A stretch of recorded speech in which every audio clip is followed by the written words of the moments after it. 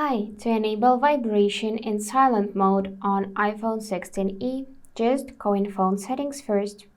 Here find Sounds and Haptics tab and go in Haptics. Now from the list you will need to choose Play in silent mode by tapping it. Then just go back. We can go back in Main Settings and choose Notifications. And after that we can set different haptic feedback for any app from the list. For example, let's customize Messages and Phone. I'm gonna tap on Messages, scroll down, here go in Sounds, and pick Haptics.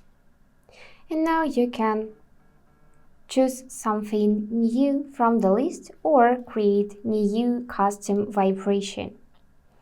And then we can go back and do the same for Phone. So go in Sounds, in Haptics, and pick something else. And yeah, that's it for today. If this video was helpful, please subscribe, like, and comment. And I wish you all the best. Bye bye.